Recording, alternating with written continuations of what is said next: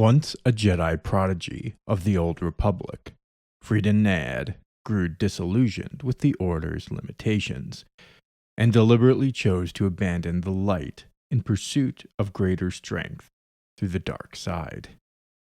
His fall wasn't a tragic stumble, it was open rebellion, and its consequences rippled across the galaxy for generations.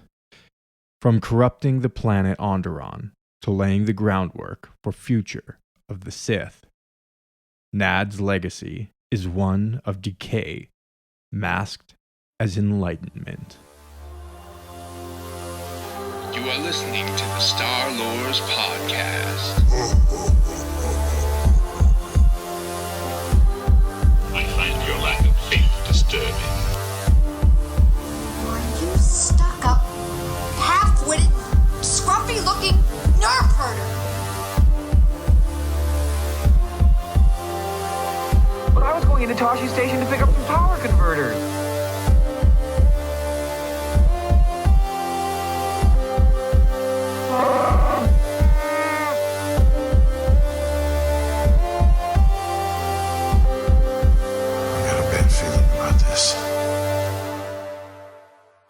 Promising student.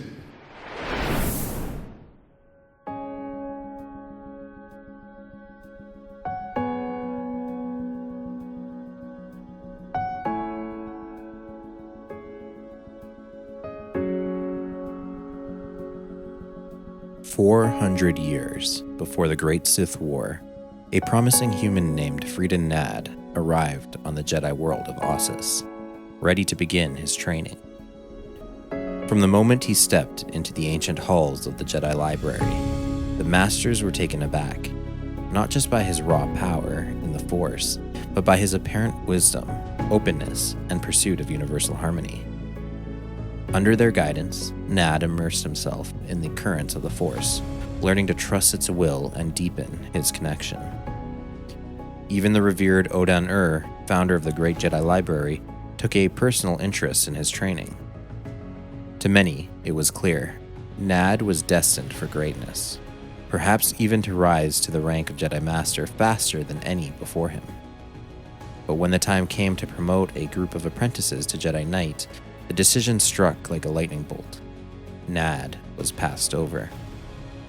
Certain his promotion was all but assured, the rejection shattered something within him. Wounded pride became confusion and turned to despair, and despair gave way to resentment. As doubt festered, Nadd's faith in the Jedi faltered, and a storm began to stir within his mind, one that would soon lead him down a much darker path.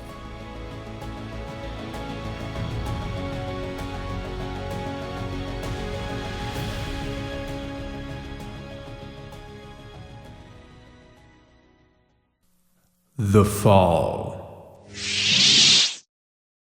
Restless after being denied his promotion, Freedon Nadd turned to his mentor, Master Mata Tremaine, for clarity.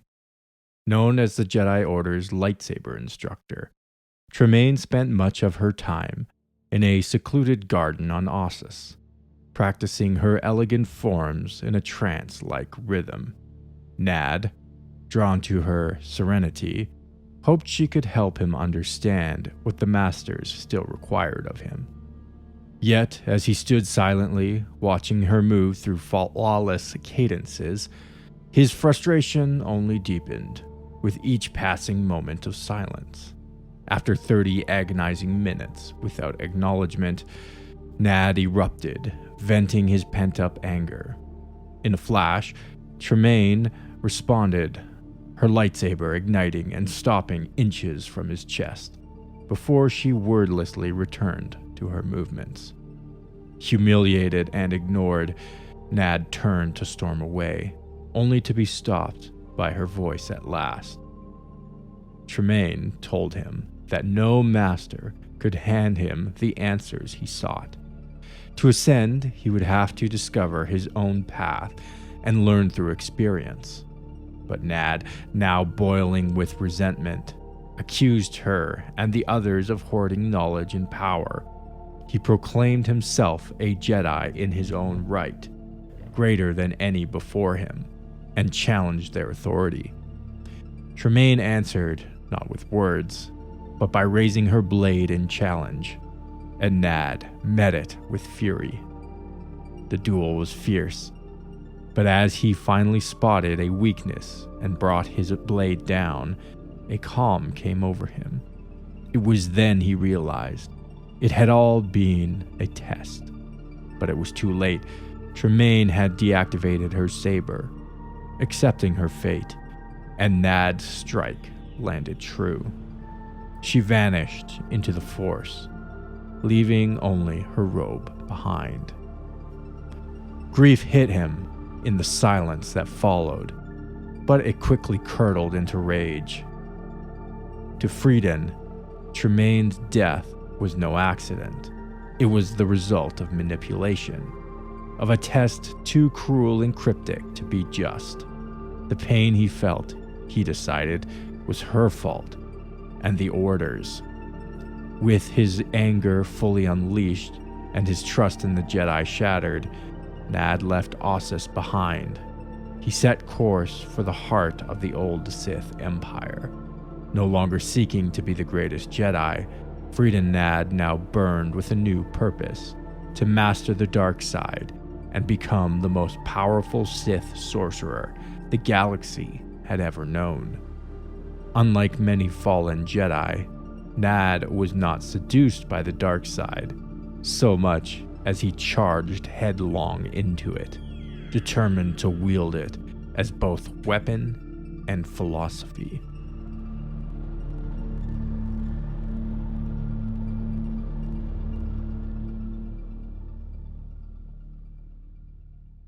Awakening. Fueled by grief, rage, and a growing hunger for power, Freedon Nadd departed the civilized galaxy and ventured deep into the forgotten regions of space once ruled by the Sith Empire. He scoured the remnants of a vanished civilization, seeking any trace of its power. His journey first led him to the remote world of Ashis Ree, where fate rewarded his persistence. There, buried beneath the sands of time, he uncovered the lost holocron of King Addis, the first Sith king, thought to have vanished centuries earlier with the death of a Sith Lord named Garu. But despite this victory, Nadd found only ruins, whispers, and bones. The ancient Sith species were gone, their empire scattered to dust.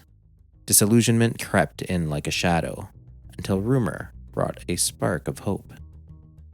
That rumor spoke of a legend. The Dark Lord Naga Sadow, the last of the great Sith Lords long thought dead, had been exiled and dormant on the jungle moon of Yavin 4. Nadd set course for the moon, drawn by the lure of a living relic of the ancient Sith. Upon landing, he was met with the immediate hostility from the Massassi, the twisted alchemically bred warrior servants of Sadow. Yet Nadd's growing mastery of the dark side was formidable, and his power won their respect. They led him to the great temple at Yavin's heart, where the slumbering Dark Lord awaited. Naga Sadow, awakened from the centuries of isolation, recognized the potential in Nadd, the raw, dangerous ambition of a fallen Jedi. He accepted Nadd as his apprentice, passing on the darkest secrets of Sith alchemy and sorcery. Under Sadow's tutelage, Nadd grew even stronger, absorbing the knowledge of the Sith with a relentless hunger. But Sith tradition held fast to one truth: there could be only one Dark Lord, and Sadow still held the title. When Nadd finally deemed his training complete, he did what every true Sith must eventually do. He turned on his master. Having created a holocron of his own, inscribed with the full extent of his dark learning, Nadd struck down Sadow, ending the ancient lord's long reign and claiming the mantle of Dark Lord for himself. With his master dead and the legacy of the Sith now bound to his will, Freedon Nadd emerged from Yavin 4 no longer as a seeker, but as the embodiment of a new Sith age, one that would shake the galaxy for centuries to come.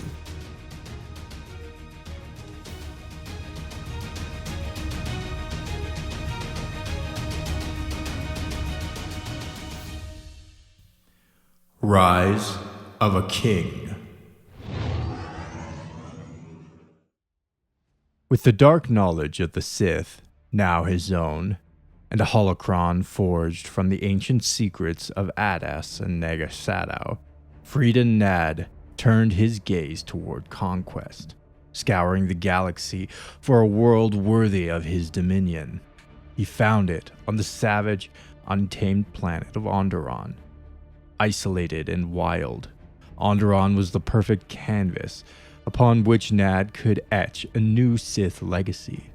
Using Sith sorcery and the power gleaned from the ancient artifacts, he overthrew the ruling monarchy and crowned himself king.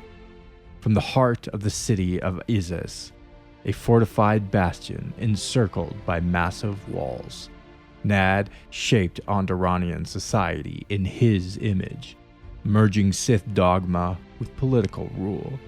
He introduced advanced technology to defend the city, not only against the beasts from the jungle moon Duxan, but against any who dared defy his rule. Those who rejected Nadd's Sith teachings were banished from Izzas and cast into the perilous wilds, where death seemed all but certain. Yet the exiles endured.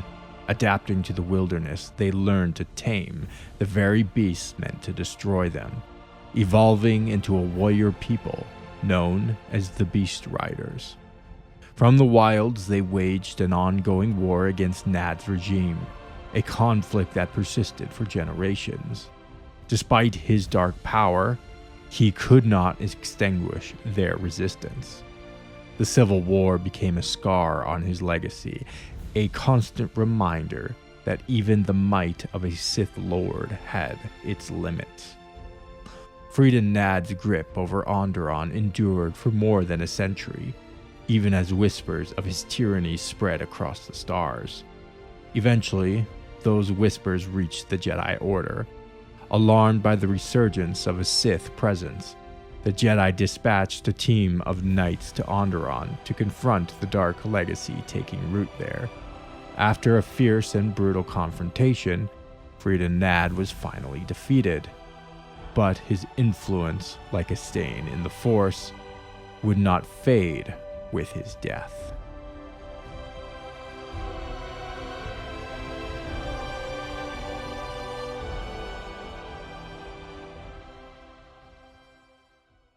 Gex believes that this is the tomb of Freedon Nadd.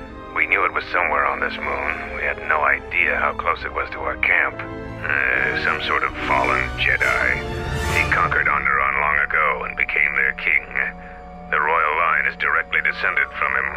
That part of Onderon history the citizens try to leave buried and forgotten. Echoes of Death.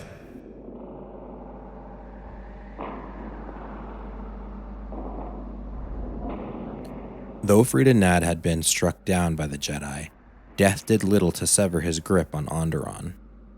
His dark spirit clung to the physical world, feeding on the fear, anger, and ambition that still permeated the city of Izzas. Buried beneath the royal palace, his tomb became a nexus of dark-side energy, an ever-present wound in the Force. Over the centuries, his influence only grew. Monarchs descended from the bloodline continued to revere him as both ancestor and teacher, drawing upon his lingering presence to hone their Sith abilities. Nadd's voice, summoned from the depths of chaos, became a secret tutor to those willing to listen. One such ruler was King Omin, a direct descendant of Nadd, who sought to fully embrace the Sith path.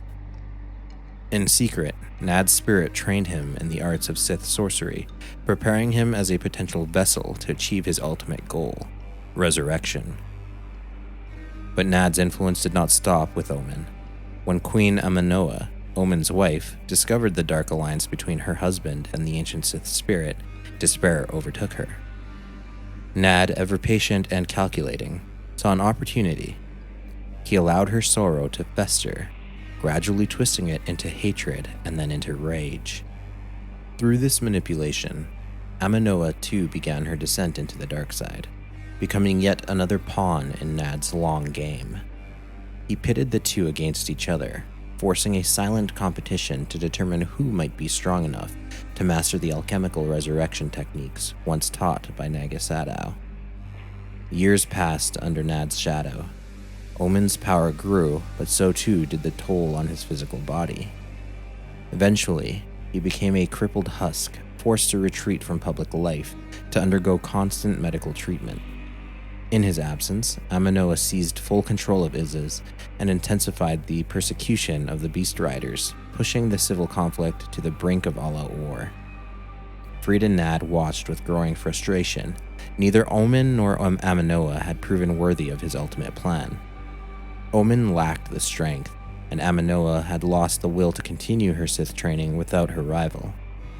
For all his patience and influence, Nadd's dream of resurrection remained out of reach, yet his shadow loomed still, and his hunger for rebirth endured.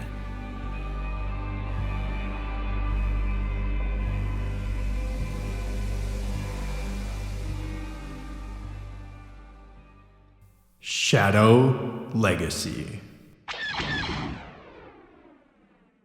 Though Freedon Nadd had been dead for centuries, his grip on Onderon only tightened.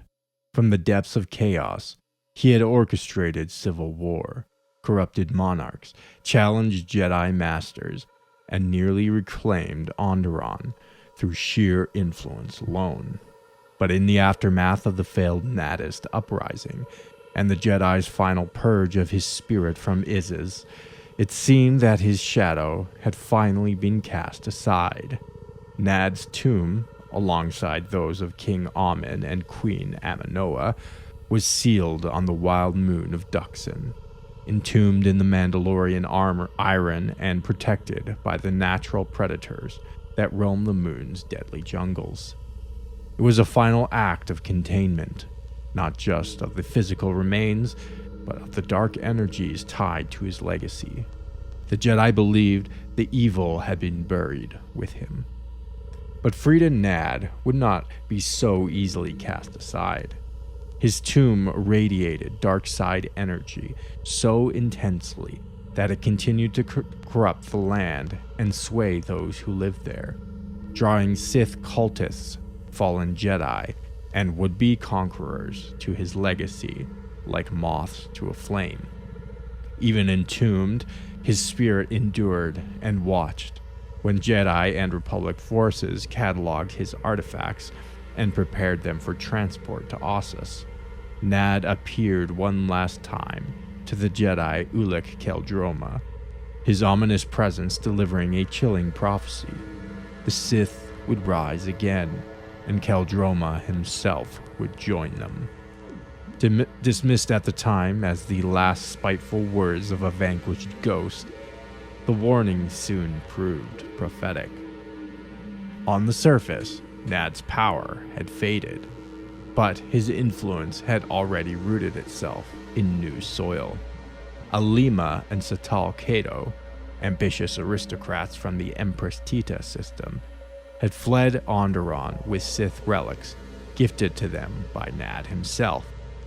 Though young and inexperienced, the cousins were fertile ground for the Sith spirit's final gamble.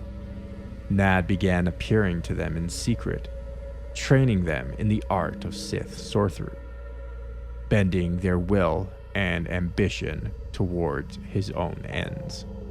Under his spectral tutelage, the Ketos found the Krath, a dark side cult masquerading as a political movement, which swiftly seized control of their home system. The Krath launched a violent campaign against both the Republic and Jedi orders. Nadd's teachings, channeled through the Ketos, were instrumental in their swift rise and quick victories. Known as the Krath Holy Crusade, warriors were drawn to the overthrow of the Empress Tita system and the galaxy at large. Lord Satal Kato, emboldened by his power, orchestrated the massacre of Jedi on Deniba, a slaughter that claimed the life of Master Arca Jeth, Nadd's old enemy. This death sent Ulic Qel-Droma into a spiral of grief and vengeance, exactly as Nadd had foreseen. Seeking to destroy the Krath from within, Keldroma infiltrated their ranks. But pride and pain made him vulnerable. Despite his intentions, he fell to the dark side and slew Satel Keto in combat, only to take his place. In that moment, Nadd's prophecy came to pass. Ulic, once a hero of the Jedi Order, became its greatest threat. And though Freedon Nadd's spirit had long since faded into the void, his legacy was complete. He had broken the Jedi, birthed new Sith, and passed his ancient darkness into a new age of war and betrayal. His life had ended centuries earlier, but his war against the Jedi had only just begun.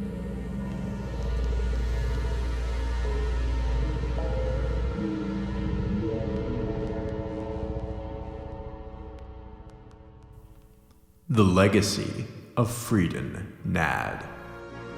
The Jedi Council grew concerned, observing that Exar Kun's thirst for knowledge was starting to resemble a thirst for power. But he was already beyond their reach. Traveling to the Onderon system, Kun encountered the spirit of the ancient Sith Lord Freedon Nadd. The spirit directed the young Jedi to where he might find the powerful secrets he sought. While the teaching of Freedon Nadd empowered Alima and Satel Keto to unleash chaos across the galaxy, another Jedi's insatiable curiosity about the ancient Sith marked the beginning of a new, dark chapter.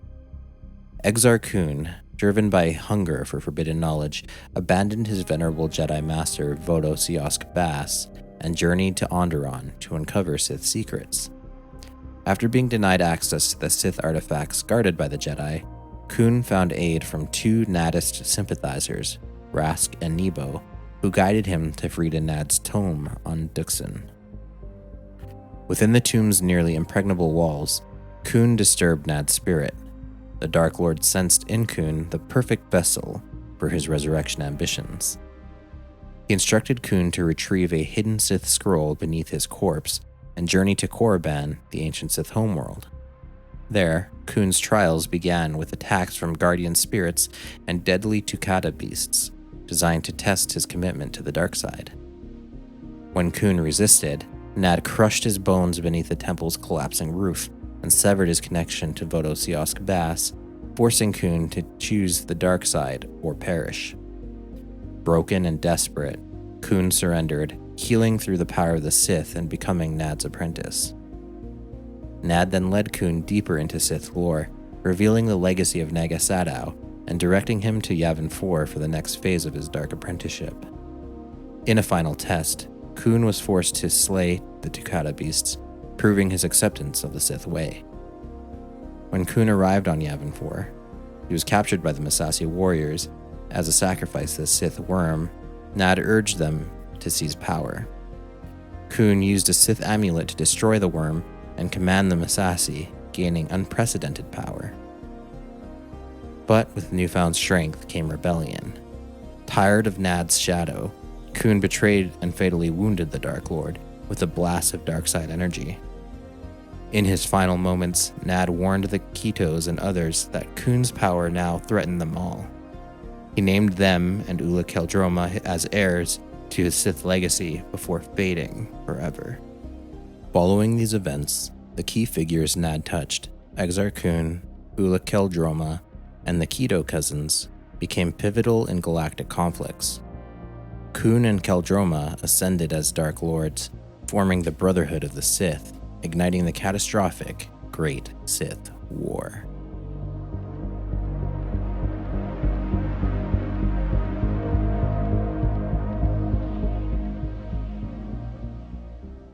Relics of the Past. Freedon Nadd was a dark Jedi. The stories say he was far worse than Revan and Malak ever were. This place is tainted, and the Sith presence here makes the danger great. The soldier is correct. The dark side is strong here, and it will grant its strength to the Sith. I am returning outside. My attention is required to keep the path to our camp clear. Freedon Nadd's power appears to have been underestimated. His legacy lives inside the very stones of his resting place. Anyone attuned to the dark side will have a tremendous advantage here. Proceed cautiously.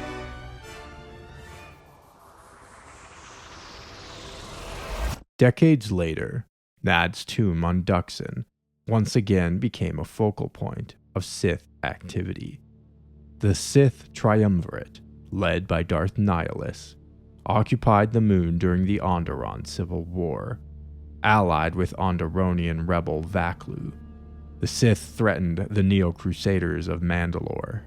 Jedi allies of Mitra Surik infiltrated the Sith stronghold, defeating dark Jedi and recovering relics, including Freedon Nadd's Shoto, a smaller dueling lightsaber. Centuries later, after the new Sith Wars, the legendary Darth Bane discovered Nadd's holocron on Duxon. Although Bane himself could not decipher its mysteries, his apprentice Zana mastered the Sith sorcery within. Using Nadd's teaching, she defeated Bane and ensured the survival of the reformed Sith Order, which centuries later would overthrow the Jedi and establish the Sith-ruled Galactic Empire.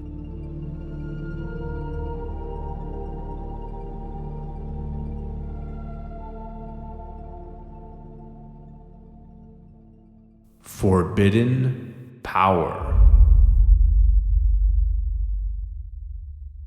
During his life as a Sith sorcerer, Freedon Nadd surpassed his own master Naga Sadow, absorbing knowledge from multiple Sith holocrons, including those of King Adas and Darth Andedu. With this knowledge, Nadd honed a unique blend of Sith alchemy and magic. His ambitions extended beyond life. He deliberately withheld key teachings from his followers, carefully curating his secrets in the hopes that one might unlock the formula for his resurrection. This plan failed to bear fruit, but it defined his ghostly manipulations of Omen, Amanoa, and even Exar Kun. Despite his withered, decayed form, Nadd's abilities in life remained formidable. His lightsaber and personal blasters were infamous for cutting down Jedi in great numbers, and his combat skills were rivaled only by his potency in the Force. Even as a spirit, Nadd exhibited terrifying strength. He could traverse space, project his will across planetary distances, and overwhelm even seasoned Jedi mentally and spiritually. His manipulation of Exar Kun through trauma, temptation, and flattery showcased a master tactician of the dark side, one who knew exactly when to apply pressure and when to promise power. Ironically, it was this same manipulative brilliance that ensured his final end. Exar Kun, pushed to the brink and remade by Nadd, repaid his teacher's generosity with betrayal. In an act of poetic justice, Kun destroyed the spirit that had taught him, casting Nadd into oblivion.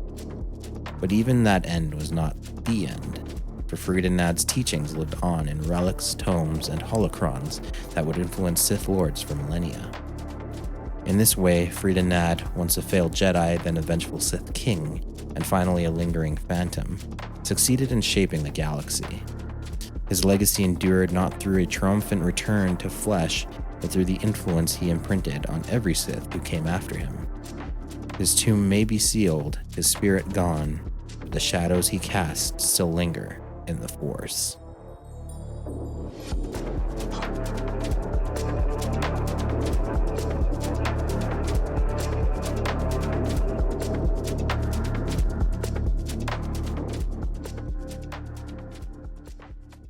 And now, a word from our sponsors. R7, if I don't jump to hyperspace in 60 seconds, the Hutts will fry my... Whoa, back to boost. You keep that in your dome? Back to boost. 75 milligrams of pure calf, a microdose of medical grade Bacta, and a hint of yuzu from Avon 4. Shields up. Nav computer locked. Let's make the jump.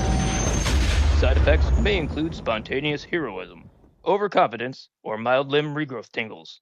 Not a replacement for Bacta tank immersion. Back to boost. Heal the day, then own the night. Available wherever StimCaf is sold. Welcome aboard the Millennial Falcon. This is Christian. And this is Jordan. We're currently exploring the tomb of Freedon Nadd, which has thankfully now been vacated by any ghosts or spirits. But we are teamed up with a local ghost hunting company to see if there's any lingering presence we might contact. Yeah, I got my little ghost reader. It dings really loud when I get close to spectral some sort of beings. apparition. Yeah. But before we get into that, we want to thank all of our supporting listeners for helping us keep this bucket of bolts in the air. We got a new one, Ethan. Thank you, sir, so much for supporting the show. If you want to become a supporting member, you can hop on over to patreon.com/starlores. And for $3 a month, you can get access to all the bonus episodes. And for $5 a month, you get the bonus episodes as well as ad-free listening to all the new episodes. We also have single episode buys on Patreon as well for those bonus contents. If you wanted to support us with one-time payments, not a problem. We accept Bitcoin and single donations to PayPal at starlorespodcast@gmail.com.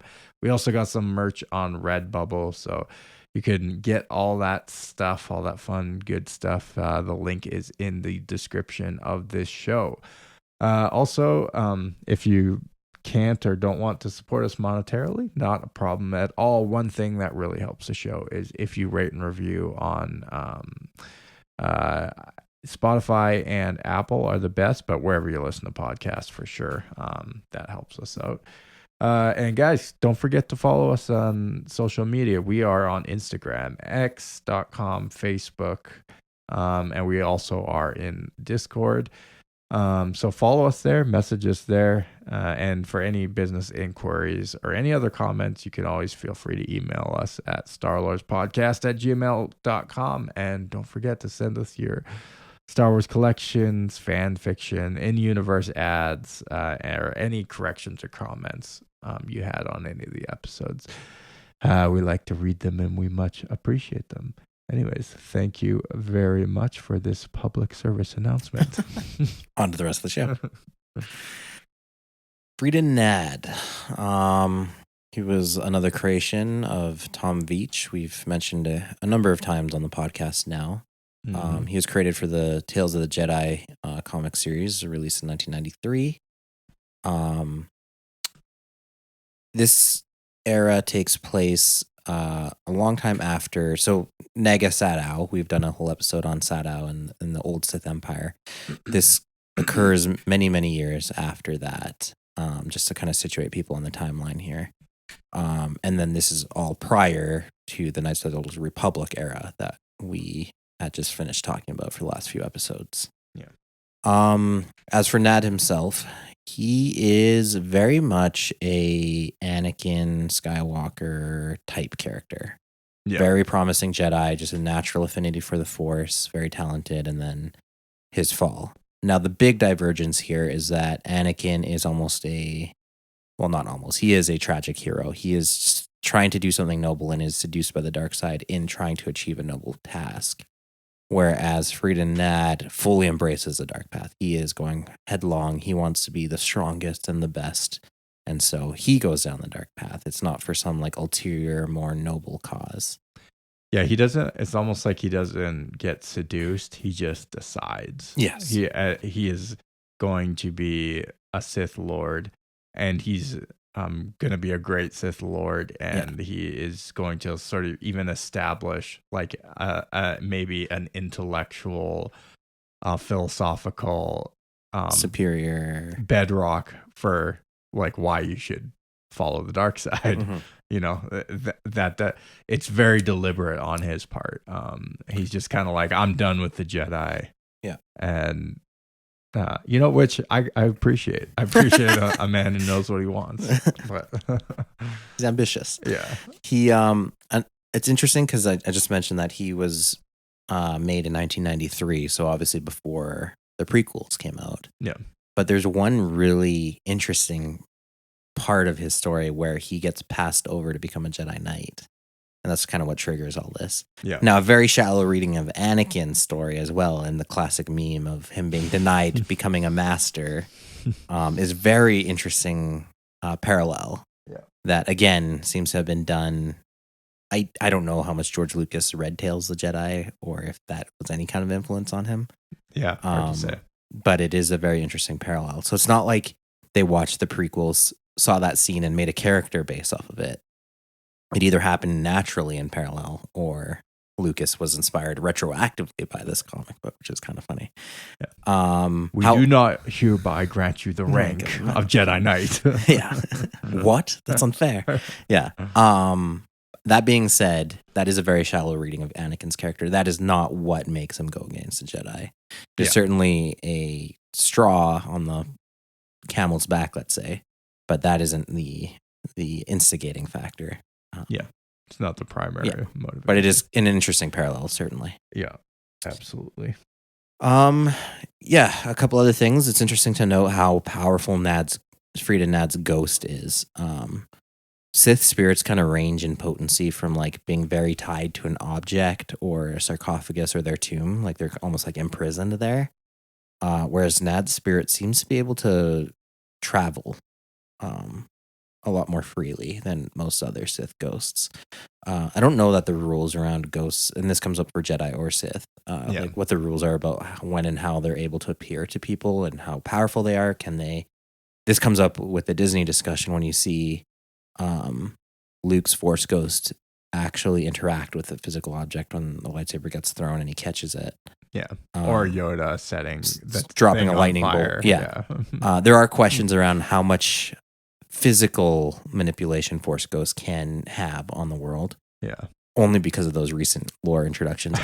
I feel like they don't. They shouldn't have any. Well, so here's the thing. If they can, like, why doesn't Yoda just appear and lightning bolt the Emperor, right? Like, exactly. Like, why weren't they just doing this the whole time? Yeah, like, you'd have all these Force ghosts just wreaking havoc. It turned into Ghostbusters, not Star Wars. So, which could be an interesting, fun side story. Jedi Ghostbusters, Sith Busters. Yeah. But just an interesting parallel note. Outside of that, I mean, Freedon Nadd is a fairly typical Sith. I don't know that there's anything about his story other than like those parallelisms. Yeah. That really stand out for him in a unique way. Obviously, his influence will eventually cascade all the way down to Darth Bane, and on from there. So certainly, he is a very formidable, powerful legacy Sith. Well, and I do want to point out too, just on that point, like it's hard to overstate his influence. He is a very influential sort of figure in the history of the Sith. And he kind of, his name keeps reappearing, and he's a important influence on Exar Kun and Bane and all these other big names down the train. And like in theory, like because of his influence on Bane, then that trickles down into like all the way to the Palpatine era, because anyone past Bane is in the Rule of Two era. Yeah. One quick other aside I will make is that we talk a lot about the Sith Empire sounding like they're extinct, which they are in the public sphere.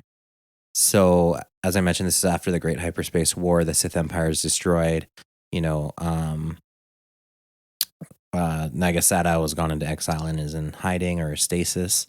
But, and we will get into this in future episodes, and we've kind of touched on a little bit with Darth Vitiate, that lingering version of the Sith Empire does still exist, is just completely hidden from the galaxy at large and won't reemerge for another long time.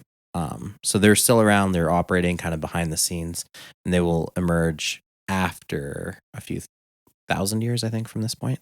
Yeah. So just a quick note. So even while like they're called the New Sith Wars that we're going to get into in the near future here, it's kind of like an upspringing again of like a flare up of Sith ideology. And you'll have the Krath Holy Crusades and all that stuff that we'll get into. But it's kind of detached from this old Sith Empire. They're almost like Freedon Nadd is going back and sifting through these ruins and finding relics and things from an extinct civilization, or appearing to be extinct civilization. So, yeah, I do kind of find it interesting that they banished almost his body to Duxon. Is that? Yeah, they almost kind of like, and just like threw him in the middle of the jungle, almost forgettable. Yeah. When he's like such an important figure in Onderon's history, and they still like continue on a lot of his legacy in terms of the culture and the government that he established. It was the Jedi who did that. Yeah. So the Jedi intervened on Onderon, right, and then sealed away, because they're like, this dark influence is still affecting things. We need to, because he was originally buried in the capital of Isis. But then again, why not just like fling him into the sun? Yeah, exactly. Like completely get rid of him. Like, why even keep anything? Any remnant. Yeah, that is a good question. It doesn't make for good storytelling. That's true. I'm almost surprised that maybe I'll have to go like read the story itself, but just that like the people of Onderon themselves wouldn't object more to like sort of that desecrating of this founding father. Yeah. I think it's just it's been a while since I read this series a very long time ago, and I should really have read it again before we got into this. I don't remember if it is addressed, but if I were to guess or to make it up and play defense, storytelling wise, it could be a situation where almost like post-war Germany, kind of like disassociation with old regimes might take place. Yeah.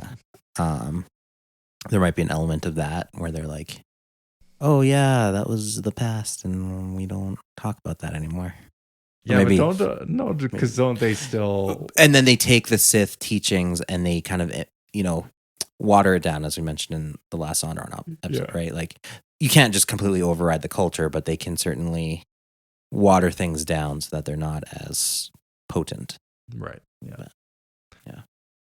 Yeah, I mean, they didn't, in Germany, they didn't destroy the Autobahn. Right, exactly. Just because Hitler built it. Yes. And Volkswagen is still a good company. Yeah. So, yeah. That's all I really have for Freedon Nadd himself. An interesting character, certainly. Can't say there's an incredible amount of detail in him. He's almost like, it's really the story of Exar Kun and Ula Keldroma that we'll get into is like the meat of the story. Those are the characters, and Freedon Nadd almost acts as this backdrop character, influence things. Right, he's already been dead. Right, yeah, he's already been dead, and it's his ghost really just manipulating things. So like during his lifetime, there's not like an insane amount of material. Yeah, but he could be an interesting character, certainly not anymore, obviously, but could have been an interesting character to explore in an alternative timeline. But for sure. Yeah. Well, shall we get into the mailbag? We got this one from Ethan, who's also, I believe, one of our new supporting listeners. So thank you very much, Ethan, for supporting the show. And make sure all y'all sign up to the Patreon. And maybe we will also answer your questions too. When's the next episode coming out with my favorite character? It's coming. Relax. Can only do one episode at a time. Yeah, exactly. Anyways, from Ethan, he messaged this. Hey, I got a question. I'm not exactly sure how to word this, but back during the Mandalorian Wars, the Jedi Council was very hesitant to join the war and even exiled Mitra Sirik for participation. Why is it that during the Clone Wars, the Jedi are okay with being generals and commanders and leading battalions of soldiers with not much thought other than the occasional passing comment, saying we are keepers of the peace, not soldiers, and then proceed to fight a galaxy-wide war? That is a good observation. My thought, and I've had similar thoughts too. I think it reflects kind of the slow fall. Like when the Clone Wars breaks out, it's during the twilight of the Republic. It's almost like they've they're long past their zenith, and the Republic is slowly kind of decaying, like it suffers from corruption. The Jedi Order isn't as strong as an institution as it was historically. And I think that is kind of a marker that speaks to that decline. It's like, yes, on paper, and it's true we shouldn't be fighting wars, but we are going to get involved in this war. So like they almost speak about their nobility, but get dragged into the mire anyways. I think you could also make the case that the Jedi Council, the Jedi Order, is just as much like a political entity as they are like a religious order. And they are obviously always involved. So there's always like political forces pulling them into these conflicts. Yeah. Even if it's against like their own interests, philosophy, interests, or even just philosophy, or what they say, I believe it was Mace Windu who made that statement, and I think he's correct. Like, I think it is true, and I think the Jedi would have, like, if you think about it, that is what got the Jedi killed. The very clone battalions that they led are what ended up offing most of them. So again, I think that was kind of the narrative explanation of like their fall. I'm hesitant to use the word corruption because it's not quite the word I'm looking for, but it is essentially speaking to the corruption of the Jedi Order. They're not supposed to be soldiers, but they get pulled into it. They embrace that role. They become the generals and commanders. And it ends up being the thing that ultimately kills them. Like, imagine a state of affairs if the Jedi rejected the clone army. They're like, if the Republics can get involved, fine, go fight your war. We're going to sit it out. You'd have the entire strength of the Jedi working together. Now, could they have put up like a fight against the clone army? Maybe, maybe not. That's a whole other alternative history.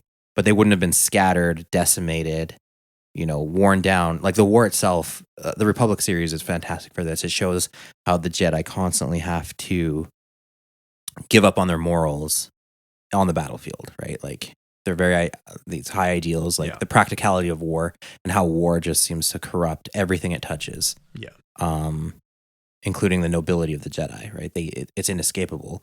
And that's kind of like Lucas speaking to that, right? Like, had the Jedi not gotten involved, it might have been a different story, but they too got dragged into the mire of war. The war eroded their ideals even more and resulted in ultimately their destruction. Whereas the Jedi of the Old Republic were in a time where the Republic was a lot more strong, and they as an institution were a lot more strong. And they were able to actually defy the government side of things. Like Jordan said, there's an inevitability, but they were still able to take a principled stance. Now, again, the question, and we kind of asked this during those Mandalorian episode war questions, was like, were they right to make that call? I do also think it's like 4,000 year difference between, so a lot changes in that in 4,000 years. Like politically, economically, the considerations might be different. So and again, like even the nature of both of those wars are very different. Ironically, if you want to just war in either way, you might want to flip them. So on the one hand, during the Mandalorian Wars, you have a very hostile foreign invasion that seems to just be slaughtering people wholesale, like straight up genocidal. You would think that would be a better reason to join a war than what the Clone Wars was, which was really a separation movement. Right, and initially could have been done even without hostilities. Obviously, Sith tampering with that led to hostilities, no matter which way you cut it. Like, it was inevitable. But fundamentally, it was a question of a bunch of planets becoming alienated, disillusioned, or otherwise, for their own reasons, wanting independence from the Republic. And that was it. Like, it was more. Did the Republic have to kill them to keep them? Right? It was. You could make the case in the Clone Wars, like the Order was basically protecting Republic imperial interests. Whereas, ironically, that's what it seems like they're doing, and then in the Mandalorian Wars, they could have actually defended the defenseless and the people who were victims, innocent victims of hostile invasion. And it really stopped imperialism, right? Yeah. But they made a different calculation, I guess. Yeah. And again, like I just had the revelation that the empire did nothing wrong. The empire was a republic the whole time. More and more, I turn against the Jedi Order. Yes. But yeah, hopefully that kind of answers your questions. Like, just from a surface level reading of like, oh, the Jedi said this and now they're doing that. That's strange. But I think if you look into it a little deeper, the quote unquote historical context where these different wars were being fought, what they were being fought over, kind of where the Jedi were as an institution. Yeah. I think also just the history too, like probably don't quote me on this, I could be wrong, but probably up until the point of the Mandalorian Wars, the Jedi hadn't really gotten involved. It had come up as a question. The Jedi had been involved in wars, certainly, mostly of their own. Yeah, kind. but not on behalf of the Republic. Yeah. They had during the hyperspace war, but that was a question of contention, and that's where it all kind of started. Of like, what is a Jedi's role? Because that was at the birth of the Republic, and the question during the hyperspace war, you had the Sith Empire. Yeah, and the question was, what is a Jedi's role with this burgeoning Republic? Should they be involved in anything? Yeah. Should they not, as a completely separate religious institution? And we've even brought this up in episodes too of like, in practice, yes, the Jedi are very, very involved in politics, and like, how could they not be? But on paper, should they be? Right? Yeah. Even within their own ideals, like if the Republic goes rogue or they have a bad leader, like should the Jedi be the ones intervening? According to their own ideals. These are good, deep questions.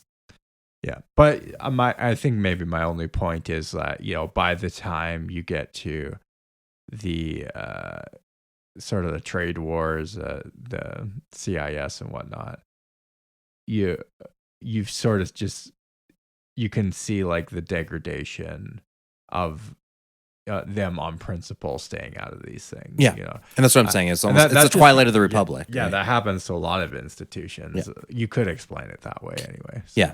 I think that's the simplest approach. And I think that is kind of what George Lucas was intending. Another quick aside as well is historical events don't happen in a vacuum, right? Like the present is very much informed by the past. Yeah. So it could be a situation too, and we will get to that point where there were a series of other conflicts prior to the Clone Wars that weren't the Jedi. They were acting as peacekeepers, like Windu says, not as soldiers. However, peacekeeping often does involve bloodshed to some degree. But through the long history of the Republic, maybe they learned from the past and was like, well, we didn't get involved last time and look how bad it got. We should get involved this time, right? So they're also, from an in-universe perspective, working off the knowledge of the Jedi's long history with the Republic, all the conflicts the Republic may or may not have weathered, and, coming to a different decision based on their history, right? Yeah. So, for sure. But that's a good question and a good observation. Yep. Absolutely. Well, I think that's it for today. Make sure you guys don't forget to go rate and review the show, and make sure you spread the good news of the best Star Wars podcast on the HoloNet. With that, we'll see you later.